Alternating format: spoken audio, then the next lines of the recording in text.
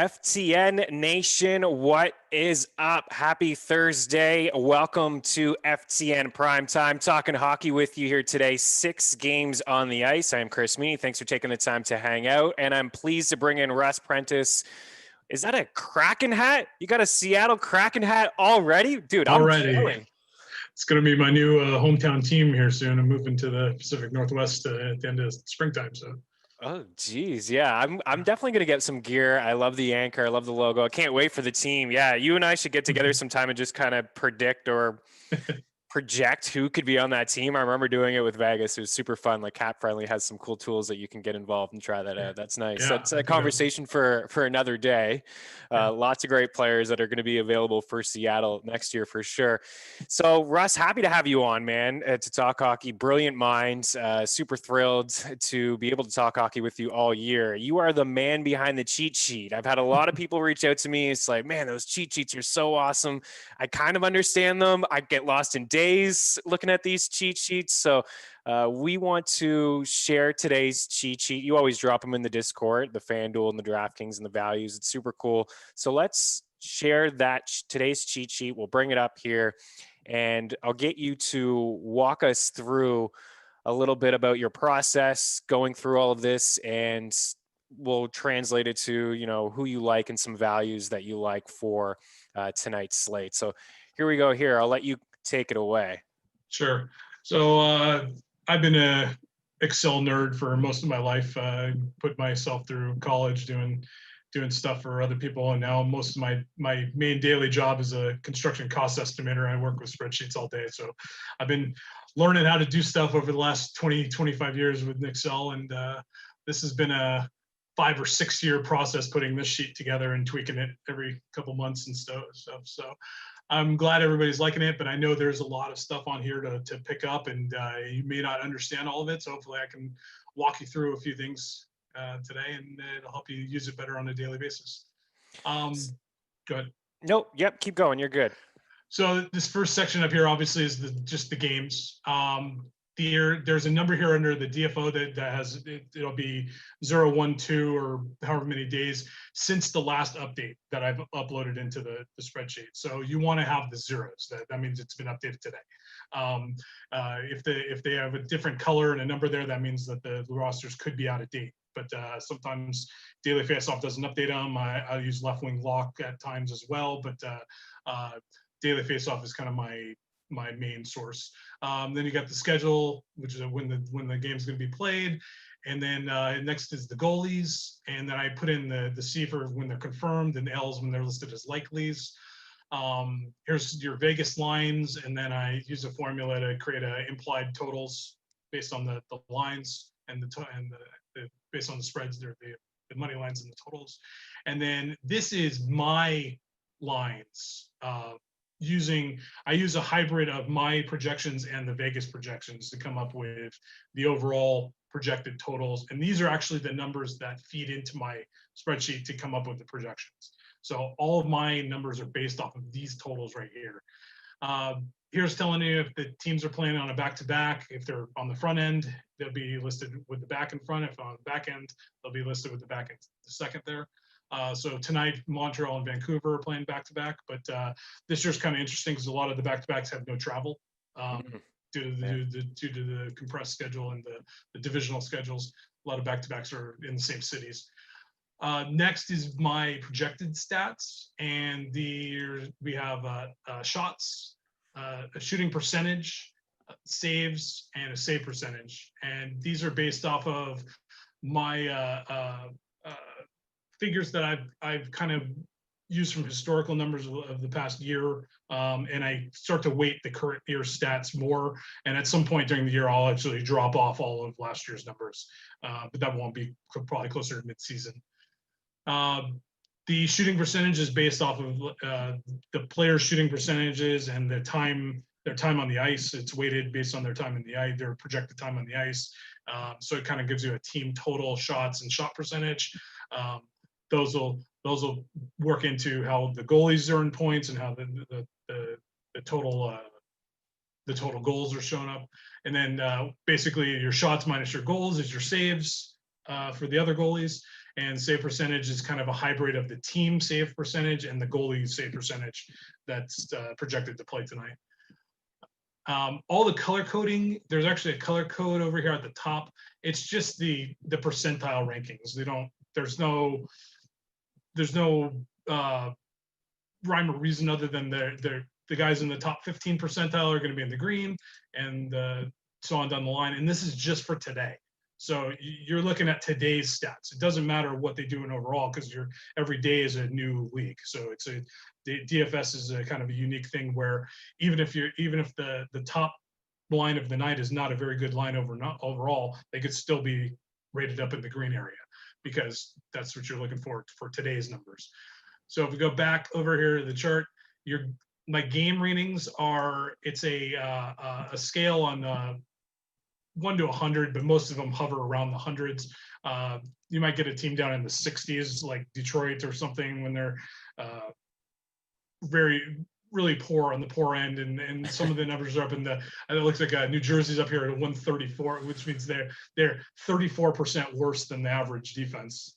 Well, I got some devil stats, so get into them. I mean, Blackwood's really saving their bacon, as you and I have talked about in the Discord. Yeah. So the pace rating is basically the hybrid of the offense versus the defense, and the offense versus the defense for the other team. So you can see here our two highest paced games are the Montreal and Vancouver, which makes sense because they scored 11 last night. And then shockingly, the New Jersey and Islanders game is actually our second highest rated one, but that has a lot to do with New Jersey's rating. And for some reason, last year, statistically, the Islanders were very poor in the regular season. They played much, much better in the playoffs. But I mean, people tend to forget that they were fifth in the division headed into the playoffs. They wouldn't even have made the playoffs had it been an 8-team Eastern Conference playoffs. So even though they made a run into the Eastern Conference Finals, they were not a very strong team last year. Varlamov had some decent numbers, but overall he was the one carrying them statistically in the regular season. That's right. This is a goals per 60 for the power play and penalty kill. So basically, if the team played the entire game on the power play, you should expect them to score around this number of goals in the game. So what you're looking for is a team that has a green, and then their opponent has a red in the PK. That would be an ideal matchup. So that the red PKs would be high numbers, and you want your green power plays in the high numbers as well. So look at these as crosses. You want to look for the good combinations of numbers there. Similarly, there's I created just a metric for scoring chances and high danger chances for and against here, and similar to the power play numbers in PK numbers. You're looking for the high greens, and then the bad reds is your best combos there. So Philly's actually in a decent spot today because Boston gives up a lot of high danger chances, which is kind of shocking, even though it's a different team, I think. We'll get into that too. But the Boston Bruins are not the same Bruins. And I see, Vancouver there too is a team who's just giving up a ton, and they're creating a ton. They're playing at a real high pace. That's a high pace number right there, that combo, for sure.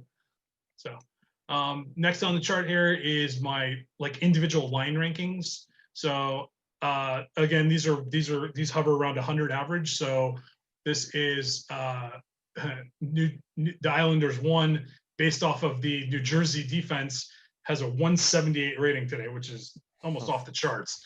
I'm not on board with the Islanders all that much today because that Blackwood's a wall in net. I don't know what's going on, but he's good. Yeah, he's tough. And I weight these. The home team gets the line matching advantage on these, so I tend to give them more of the lesser defensive weights. They don't go straight to the worst defense, but I give them a higher percentage of the worst line defenses in the matchups. So that's your offensive line rankings there. You have your defensive line rankings here. Over on the side here, here's your current power plays according to Daily Faceoff. This is a good little chart to look at if you don't know who's on each of the power plays. You can quickly reference it right up here. So that's kind of the team aspect stuff up here at the top, and then the bottom half, I start to get into kind of the line stacks and the individual players down here on the bottom. Over on the left are the actual line stack rankings, and I base them off of I come up with like a number where the value splits during the day, and this changes every day. It might be tomorrow, it might be 1400, might be 1180 the next day. It's just 1180. It just depends on how many teams are playing and what the salaries break out to. But each of these it shows you the 3-man full stack, and then some of the details of the game over here. So this is Colorado Ones playing out of LA. They on DraftKings total up to 23,100 in salary. The next number next to that is if you added in their best defensive player. So that's Cale Makar, I believe, on this one. So he's 6,600. So 29,700 if you played the full 3-man stack with Cale Makar, which is, I don't know, what's that, 60% of your cap? Yep, that's a good bit of it right there. I mean, it's a good stack, but it's going to cost you. It's going to cost you. So they're the highest scoring team in my projections tonight with 39.1. And then the number next to that in parentheses is my value ranking, which is essentially just their score divided by their salary. Now, that you'll see that going all the way down the score, the value rankings, but these color codings, I have a minimum salary where if the team goes underneath that salary, I don't really factor it in as full value, because at some point you're not going to play a fourth line that's going to get you 15 points, even though they cost nothing to put in there. Absolutely. So at some point I break the salary. So like here, Colorado 3, they're still at 2.13, which is higher than Colorado 1 in value, but you're not going to use the comfort just don't score. No. So just kind of at some point there's a diminishing returns on your values there. The number in parentheses there is if they're on the power play. So 1 is on the first power play, 2 is on the second power play, 0 is on any power play. And there's occasionally you'll see a 3. Alex Ovechkin's kind of the biggest. That means he's on both power plays. Yeah, he doesn't leave the ice. Yeah. So you guys over the 3s they're hard to come by, but if they are, fire them up. They're on the ice a lot. And then so this one's shaded in blue here. That means all 3 guys are on the top power play together. So that gives you the correlation. Easy look at the correlation for the guys that are all on the top power plays, and the light blue shadings on guys that are on the second power play together. So it looks like the Islanders 2 are all together and New Jersey 3 is all together on second power play. Nice. So that's kind of the line stacks. If you go right below that, there's some 2-man stack rankings. And these are actually kind of good because it allows you to get a little different. You don't have to go with a full 3-man stack. You can look for some more of the 2-man stacks and mix and match those in your lineups to get a little different. And similar coding on the colors over here. You want the dark greens the best, light greens the next, and then kind of the orange and yellows are in the middle. The reds are the bad values. So even though Braden Point and Steven Stamkos are the 4th ranked group here, per dollar, they're actually one of the worst values of the night on my sheet. So I'm not saying don't play them. Don't immediately cross off the reds, but just based on my numbers, they're statistically and by the math, they're actually one of the lower rated of these 2-man stacks up here. Yeah, I think that makes a lot of sense. And we know Columbus plays them pretty tight. Yeah. And this first section here is for a center and a wing, and then down below there's the wing stacks. This WW. So these are both wingers down here. At one point I had a center grouping, but there's not many of those, so I got rid of it. It made more sense to show all these. So those are your 2-man stacks down here. And then moving over into the middle, here's the goalie rankings. And these are there's the projected totals for DraftKings here. This is actually something I like to point out to a lot of people who don't do or just starting up in DFS hockey. Don't focus on wins all that much. Wins are very fluky. I used an example of 2 years ago, not counting the shortened year last year, but 2 years ago, Calgary was the number 2 team in the league. They had the second most points behind Tampa Bay, and they won 61% of their games. So they were a 60-40 team, and they were the number 2 ranked team in the league.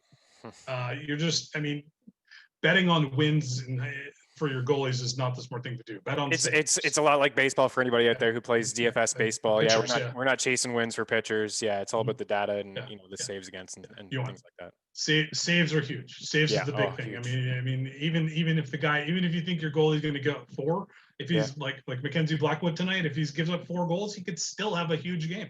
I mean, if he gets 40 saves, he's going to get that bonus. Well, we just saw it the other night against the Rangers, right? Yeah. He let in a few goals and he was phenomenal. And he won when he gets if you have those nights where you have that lower tier goalie where you're just expecting to get a bunch of save points and he pulls out the win, it's a huge night.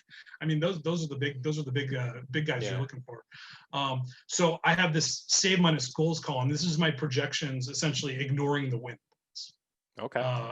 And then what I do for the value is I take the hybrid of these two scores, and that gives me my ranking for the values.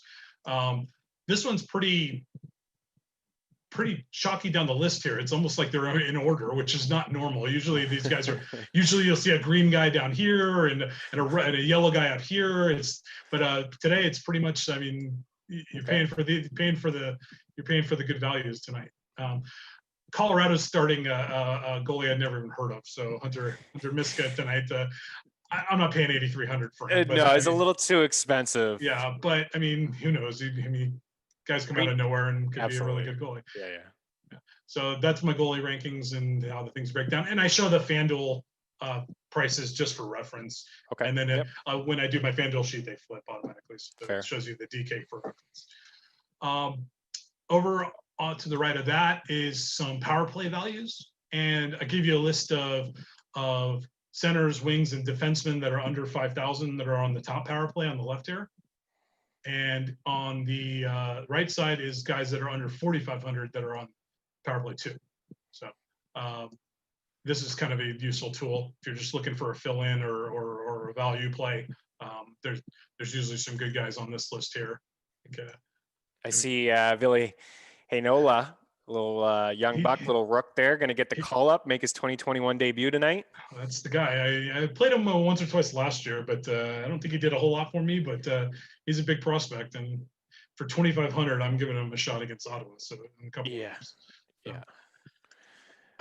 Over on the right side, so you got some values there on DK, and this shows you their value versus their FanDuel salary, which actually is a really nice tool. Sometimes, I mean. Look at the top one there. Voracek for 3,200 on DraftKings, be 6,400 on FanDuel. I know, I noticed that. It's ridiculous. It's crazy. I don't even love him tonight, but I'm like, oh, okay. Like him and Giroux are really they're underpriced on DK. Yeah. So I mean, sometimes guys just jump off the formulas that they're using to create some of these salaries are just way off some days.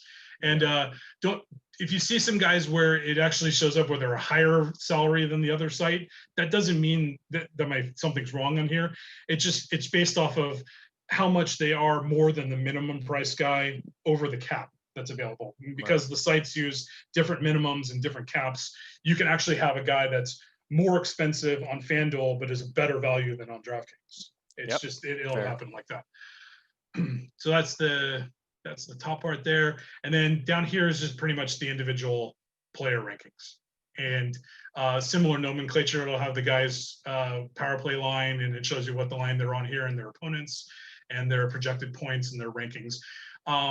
Pretty much anybody over a 2 is a decent ranking in general. I mean, you're looking to score over 100 points on DraftKings, right? I mean, that's kind of anybody that's over a 2 is pretty good.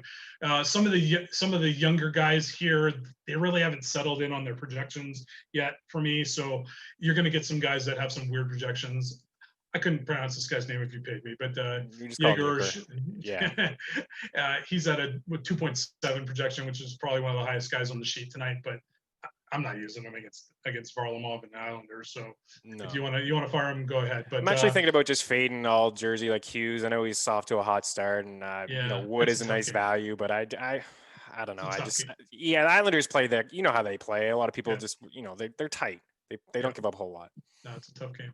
Tyler Toffoli was last night's darling, but it was the 3,900 if you're hoping for the repeat. I don't know. I probably use him somewhere, but I mean, who knows? What you're getting there.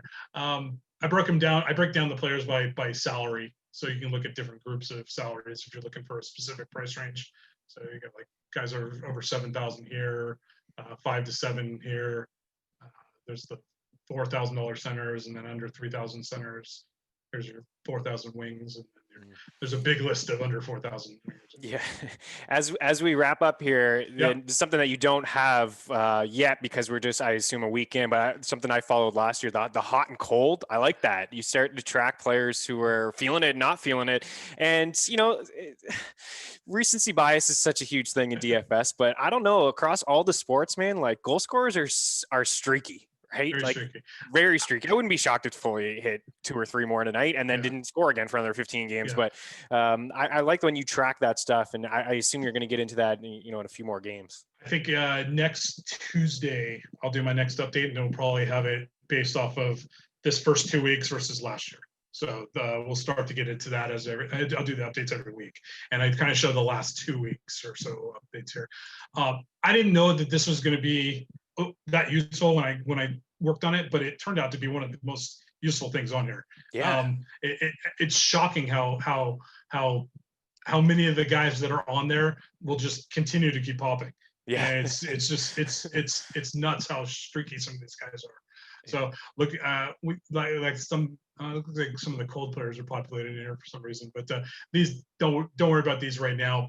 But next week we'll start to show you a better list here, and you'll see guys that are doing well over the first 2 weeks of the season, and guys that are not doing well over the first 2 weeks of the season based on their numbers from last year. And beautiful.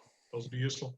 I love it, man. I just wanted to get this out there to everyone, because I know there's still some people who potentially could be sitting on the fence and joining the team. And, over at ftndaily.com/pricing, you can see if you want a monthly package, it's just $24.99. And then for the rest of the season, $29.99. Russ does this stuff every day. I mean, he's working hard to provide cheat sheets, and they're in the Discord and we're all chatting about it. And then we have, goalie articles, game by game articles from Neil Parker, and then core plays, Javi's mixed in there, some value plays, some stacks from myself. So Russ, really appreciate you breaking this down for everybody. The work is phenomenal, and let's kind of translate this into the slate here today and get into some of the games. And we'll start with the Flyers and the Bruins. I believe the Bruins are still the only team in the NHL not to have a 5-on-5 goal. I know you and I chatted before the season started about, are they going to replace Krug, and say we want about Chara, but they're not really replacing Chara either. Now they're without David Pastrnak, who's their best offensive forward. No disrespect to Bergeron or to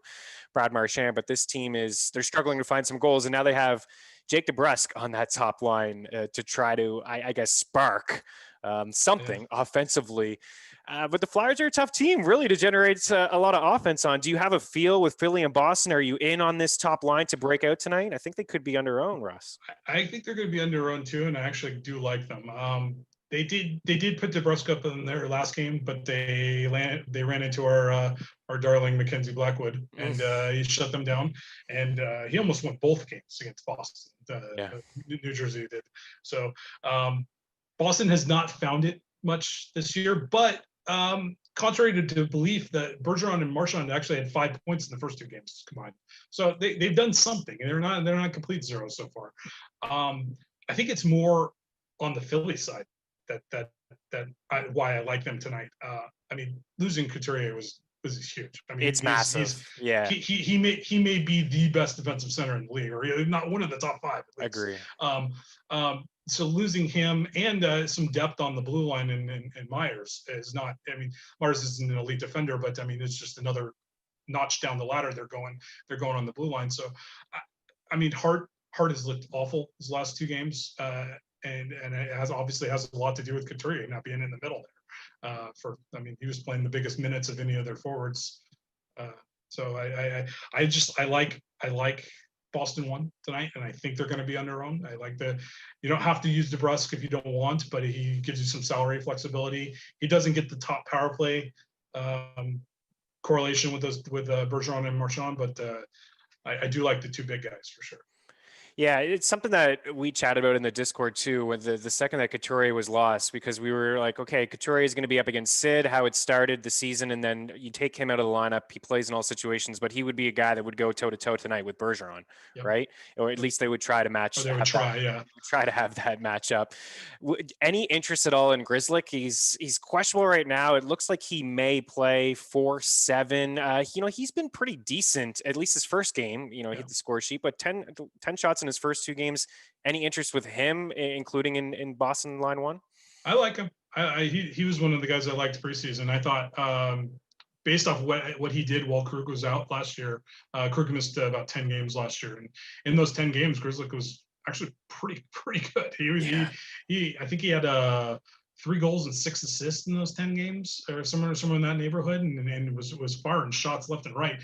And first game out of the gate here, he had a really nice night. I think he's going to play too. He practiced yesterday. All reports are seeming like he's trending towards playing, and you get that top power play spot. I mean, for still under 5,000, I would get on him before he has that breakout game, and then you're never going to touch him again for over 5, most likely, if you're not going to do it for under 5. Right, I agree. I think it could be coming. Yeah, we have the goalies are confirmed in here with Hart. You mentioned him and Rask. Any love for Rask? And let's just touch on the Flyers here, because looking at your cheat sheet, you alluded to the price difference on DK and FanDuel. Now, Giroux is not much of a shooter, and Voracek not really either. But these guys certainly are underpriced. I don't think personally I will go there, but do you have any interest in people playing maybe multiple lineups in tournaments? I think that could be an option for them, but I would, again, just my initial feeling is I'm just staying away from this Flyers team right now. I'm not touching them. They're shifting things up every day, and they're not getting any consistent time with each other to gel. I mean, maybe 3 or 4 games down the line, if they're starting to hold the same lineups, maybe. But right now they made another big line shift today, and I don't have any interest in them. I'm not on the road at Boston. No, Bruins are home favorites, -150, total 5.5. We'll move over to the Devils and the Islanders, -155. Islanders favorites. Another low total here. I say low, 5.5 is kind of low for today's NHL.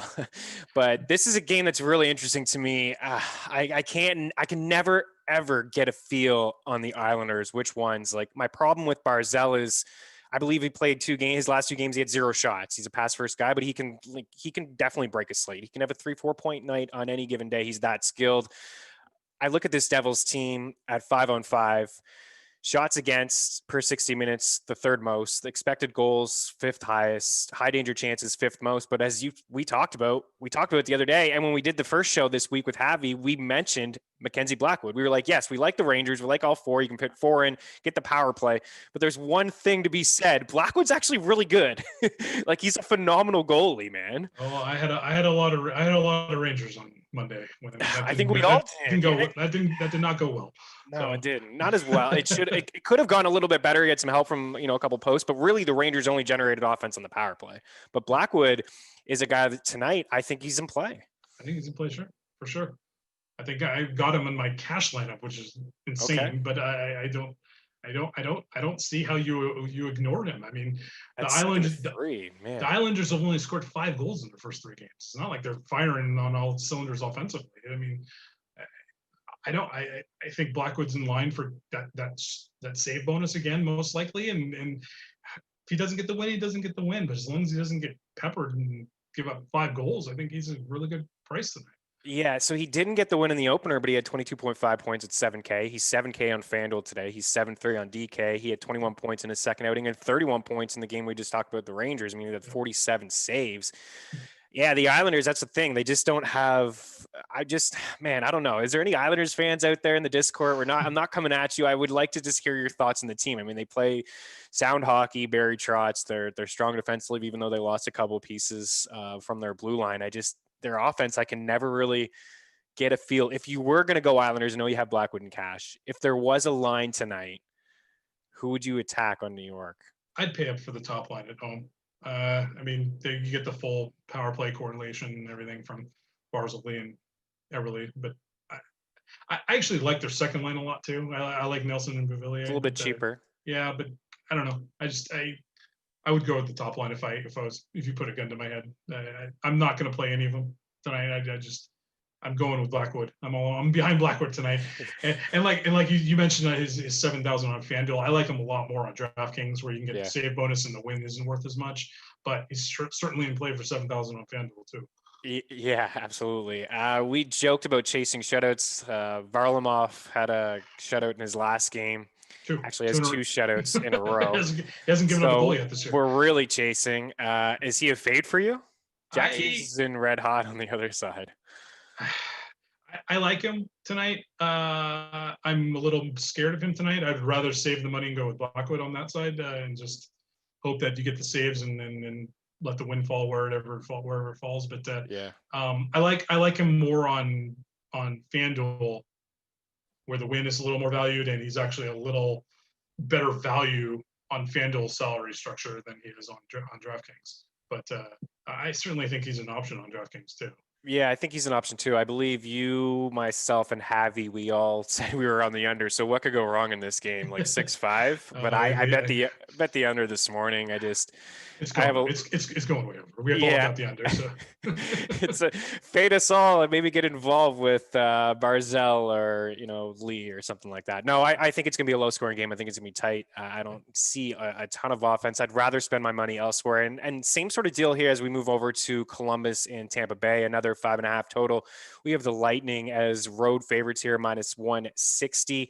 I saw them early this morning around -135, so it's jumped up. Heck, it's probably like -165 right now talking to you guys. You can use our free parlay calculator over at ftnbets.com to check out the best possible odds. So this is a team really that Tampa Bay finally got by Columbus last year, but they still played them pretty tight last year, Russ, in the bubble. That was a great series by Columbus. I mean, they had nothing to be embarrassed about. They played amazing hockey in that series. Yeah, and they got the split against the Red Wings. The goaltending is strong, right? I don't know. It's Korpisalo. They're going back and forth between him and Elvis. The goaltending is strong. They're still tight. I like that blue line with Seth Jones and Zach Werenski. They know how to play this Tampa Bay team. And I don't know. You talked about it in your cheat sheet that maybe Stamkos and Point is not a duo that you want to spend up for. I don't think they're a great value tonight. I've used them almost every night they played, and I have almost zero interest in it tonight. I mean, if I was playing 5-6 teams, I would probably have one, but they're definitely not in my top 3 teams tonight. So. Yeah, I mean, it's going to be no surprise to see them up at the top and, expected goals for and shots for and scoring chances and high danger chances. And they are up at the top through 2 games. But keep in mind, they have played the Blackhawks in each of those 2 games, beat them 5-1, 5-2. Stammer's been good. I mean, he's got 5 points, got 2 goals. He said after the first game, he's never felt better. You hear that kind of stuff, and people are buzzing and they want to pay up for him. But I agree. I think 8-2 Stamkos and 7-4 Point, even Hedman 7-1. It's getting a little bit pricey for me. On the other side, Columbus they just complete stay with. This is another team I feel like there's some value, but maybe not tonight against Vasilevsky. I think I've got them as the second. I have them as the 3rd lowest scoring team tonight. Ahead of New Jersey and the Kings. But I like Columbus a lot. I don't think they're off to a very good start at all. I mean, they got shut down against Nashville, who is a team I like defensively, but they look terrible against Detroit, even though they won one of the games. They won. They won one and then they won an overtime loss on the other one, but. And they went a stretch rest in the first 5 or 6 minutes without even a shot against the Red Wings, and I was like, ugh. I still think there's some like you got the Pierre-Luc Dubois nonsense in the trade rumors, and then you have some new pieces in there. I think just all trying to find and create some chemistry. Yeah, no, they have some pieces I like. Like you said, I like Seth Jones a lot. Werenski hasn't done much. Atkinson hasn't really done much. Atkinson hasn't done anything. So I mean, they've got to get some of their guys going, but before I'm gonna fire them up against Vasilevsky. So yeah, and Atkinson a volume shooter usually, but to see him 1 and then 0 and 1. I mean, he does have the one game with 6 shots, but this is a guy who usually puts 4 or 5 pucks on net. If he's not doing that, then why bother take the shot against the Lightning? Okay, we got the next 2 games are a little bit more exciting, guys. Right? We started off a little slow here, but let's get into some offense. Let's get into some goals with the Jets. This is the second half of the doubleheader. Winnipeg -125. I don't think they play a third time. I know Montreal and Vancouver will play a third time in a row this weekend. This total is at 6. Winnipeg and Ottawa, both of these teams, I watched that game pretty closely. I know a lot of us in the Discord have been on the Sens. They've been really cheap. It's hard to ignore their prices. I know they're probably going to come in a little chalky again. I thought to myself last night before I saw the pricing that I would stay away from Connor Hellebuck. And then I saw the pricing and I was like, oh goodness, like this is a guy who could have 40 plus saves tonight. I kind of like him. I do too. I'm kind of off Ottawa tonight. I've got them in a couple spots on FanDuel, but they're cheaper. They're so cheap in DraftKings that I think they're going to be very chalky. And I'm hoping Hellebuck comes up big and keeps them to 2 goals or less. And actually, on the other side, Winnipeg one's my line of the night. That's your line of the night. I'm all over them tonight. I'm just hoping they don't go as highly owned as they probably should be because of Colorado. Yeah, we'll get into that game too. There. Yeah, and I'm a little uneasy about the Avs too, even though I feel like it's a game they'll probably dominate 5-on-5. But yeah, it's tough to ignore Ottawa given those prices. Yeah, I mean, like I said in the Discord chat, we've been all over this. I know you in particular, you were on the top line of Norris right away, and they had the strong game against the Leafs. He finally was putting pucks on net and, scored I think he had 2 goals. No, he had the 1 goal. He's got the 3 points so far. Yeah.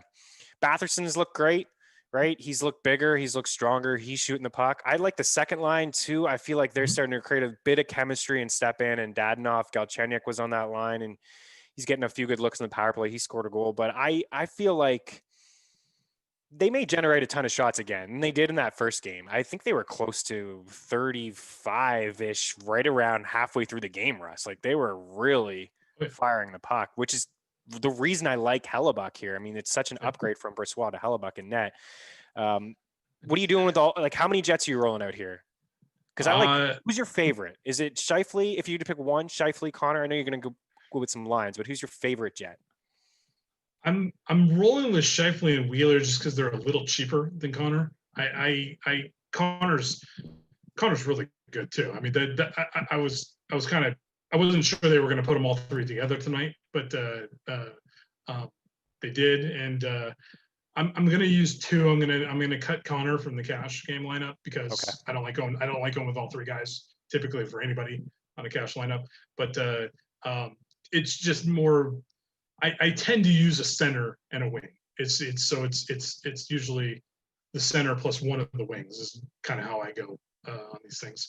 You could go Connor and Wheeler if you wanted to, but I'm leaning towards Scheifele and Wheeler. Okay, I don't think you can go wrong. I'm big on. No, I like all 3 of them. yeah. I'm big on Connor. I like puck hogs, not in real life. Playing hockey, I'd like them to pass it to me, but I don't mind a guy in DK or FanDuel who's going to shoot the puck 3 or 4 times. It seems like he's definitely the trigger man on the power play. Like they try, like I noticed Scheifele, they use the half boards there and Wheeler's down by the net and they play that little pass back and forth and they go cross ice. They try to get Connor in there and he's the sniper on the PP. Yeah. I'm playing all 3 of them in FanDuel in a more of a tournament setting. So I'm not ignoring Connor. I'm just I'm taking a little bit of the savings and cost and price on DK. What about the defense? I mean, I'm going with Heinola. I'm going to the bottom and taking the saves. Taking the value. He's listed as being on the second power play. I mean, I know it's not nearly the boost you get from that top power play where Morrissey's on right now, but I'm gonna fire him up for the savings. I mean, if he lucks into a couple blocks, couple shots, and hey, take an assist or something, that would be a huge game for him. For 2,500, you don't have to do much. I agree. Yeah, and he's got offensive upside. I mean, this is the reason why he's playing on the second power play already. Yeah. I do like Morrissey as well at 4-6, playing a lot, just getting a lot of minutes, man. 24 in the season debut, 25, 27 last game. I know that game went to overtime and went the distance, but he finally hit the score sheet, 2 assists. He is a guy that could rack up a few blocks as well. I know it's not showing up in the box score just yet. He had a couple in his first couple games with 0 in the last game, but he is interesting for sure. I'm with you. I think I will fade Ottawa to an extent where I probably will have a couple shares of just that step in and Dadonov because I think they'll go lower owned than, the top unit. And there's something there. And I've watched every Sens game so far this year because I'm crazy like that, but I've been playing them and they're cheap. Right. And I don't think they're as bad as what the pricing has led on here. We know like they're No, not they're as not. bad as last year either. They're an improved team. They're going to compete every night. No, I'm actually using both Ottawa Okay. 1 and Ottawa 2 on FanDuel because they're not as cheap. And I know that seems counterintuitive, No, but that's yeah, fair. I think less people will use them at FanDuel than they will at DraftKings because their salaries are a joke on DraftKings. It doesn't make sense. Yeah, absolutely. So just the Jets overall in the season, this is why I feel like we like Hellebuck here tonight is as a guy who's going to see a lot of rubber, and he's good for one, and he's cheap. So they've so far at 5-on-5 per 60 minutes, they've allowed the 9th most shots, the 5th most scoring chances, the 9th most high danger chances, in Ottawa generating the 2nd most high danger chances. So as much as we're talking about these players that we like because they're cheap, they're also not great shooters, right? I mean, Derek Stepan is not your typical second line center. On most teams, he wouldn't even fit into a top 6. He's more of a defensive player, but he does have a little bit of offensive upside, but he is getting an opportunity there anyways. And the Sens on the other side rank inside the top 10 in scoring chances allowed. So I think we could see some goals. It's not a game to fade. So far, it is my favorite one we've talked about, but as we move on, I like this one as well in Montreal and Vancouver. This is a fun one. This was a fun one. If you watched last night, it was amazing. It was great. The Canucks took the 1-0 lead, 1-1, 2-1, 2-2, 3-2, back and forth all night. Then the Habs took the lead, and Vancouver tied it up a minute after that, and it went to a shootout. So the Canadians are minus 135 road favorites here. The total is 6.5. Said this in the show with Javi, and I talked about it yesterday in the article. So far on the season, and I know you know this from your chart and seeing the pace, but the Canucks at 5-on-5 per 60 minutes, Russ, they've allowed the 2nd most shots, the 2nd most scoring chances, the 2nd most high danger scoring chances, shots inside the slot where the goals typically happen. 2.82 expected goals against per 60 is the 2nd highest as well. And on the Habs on the other side, they rank in the top 11 in all of those categories offensively. 11th in high danger chances created, 11th in scoring chances, 8th in shots for per 60 minutes, and they've given up a lot of rubber themselves. So the pace makes a lot of sense. I don't know if we'll see 11 goals. Looks like we're going to get the backups, of course, Jake Allen and Demko. We could also have a few holes in the Vancouver blue line tonight, Russ. Yes, I think that's a big thing. I actually really like Montreal tonight a lot, and I know you like Montreal every night. So, but I think they're. I mean, yes, there was 11 goals in this game last night, so people are not going to ignore them. But I think they're going to be undervalued tonight. Even more than they probably should be, because of that the likely absence of Edler and Hamonic on the blue line for Vancouver. Not to mention that Demko's in that, and he's been a dumpster fire this year so far. Which is, I liked how he looked in the playoff series against Vegas, but I thought people were overreacting a lot on him coming into the year. He's been a mediocre goalie in the AHL for 3 years. He had one solid year sandwiched between 2 mediocre years at best. So it's for him, and he had very, very pedestrian numbers in the NHL so far. And I just didn't see him coming in and taking that job and running when they gave Holtby $8.4 million over 2 years. So right. Demko's the clear backup in that duo to me. And if he doesn't step up his game a little bit, he might be back down in the AHL soon. So I just shots fired. He's from San Diego, so there's very few hockey NHL players from San Diego. So I'll give him some love for that. But I don't think he's ready for primetime player. So with the blue liners that they're missing, Edler's a great defensive player. Hamonic's a good defensive player. Yes. Those 2 guys being potentially out and Demko in net, I just think Montreal's a potential smash spot here tonight. And on the opposite side, I think Jake Allen's the best backup in the league. I mean, it might be. Yeah. So I think I like Montreal to win this game. It could be high scoring again, but I wouldn't be shocked if this is like a 3-1, 4-2 type of game, like a maxed out at 4-2 type of thing. It's not going to 11 again, I don't think. I don't think so either. And Julian kind of called out. I mean, he called out the team yesterday on some of the defense, and they've taken 13 penalties in the last 2 games, and Vancouver's taken more penalties than anybody. So there is that in the back of my head, like these teams are playing at a high pace and there could be a lot of power play opportunities. Yep. The Canucks struggled on the power play in the first couple of games. That they finally just hit the score sheet yesterday, but it was two of the goals, Russ, were identical. I mean, it was the same play, like Miller, Brock, Horvat. I mean, those are the three. So you're saying potentially we could maybe fade the Canucks, because I do feel they'll be popular, but on DK, again, back to your cheat sheet. Cheap again. Man, cheap again. I wrote up Miller on the opener. I was so ticked off that I wasn't on him yesterday, but I wrote him up in the opener, or his first game rather, against the Flames. He was 5K. He only had the assist. He didn't put up any pucks on net. And then I don't know. He was $100 cheaper on DK, and he just slipped my mind. And then he's 5'3" today. He's cheap. Brock's cheap. Bo Horvat's cheap. Quinn Hughes is cheap, in my opinion. I think he should be a little bit more expensive too. It's hard to ignore this game. I'm betting on Jake Allen. I'm going with Jake Allen. He looked good in his first start. Yeah, he shut down Edmonton, so I'm thinking he's gonna step up again. But you're right, the Vancouver one line. I mean, you can get those three guys, and they're all big players. You can get those three guys for $3,000 less on DK than Boston won, which has Jake DeBrusk for 4,700. So I mean, just compare those two. I mean, you're getting DeBrusk, or you can have the big three all on power play one for Vancouver. So what are we doing with the Habs? Like, where are we going here? I don't know how you ignore Toffoli for 3,900 on DK. I'm not saying he's not going to have another hat trick, but like you said, guys are streaky. Maybe he gets another one in net tonight. And for 3,900, that's all you need. One would be plenty. I like their second line a lot, but they really haven't done much since that first game outside of Suzuki. That the two wings haven't done much in their last couple of games. But you could mix and match a little bit. There's not a lot of good correlation on the power play with their lines is the problem. So mixing and matching might be the better way to do it. Playing like Suzuki and Toffoli or something like that, or yeah. So yesterday when I wrote up the values, I said that that power play unit was Suzuki and Drouin and Toffoli, with the two blue liners in Petrie and Weber, had looked the best. I mean, Suzuki has a point in every game, and it's been a power play point in every game.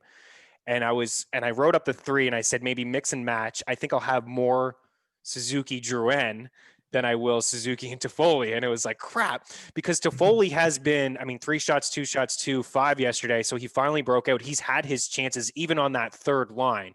Yeah. He's had his chances on that power play. I don't want to ignore him either.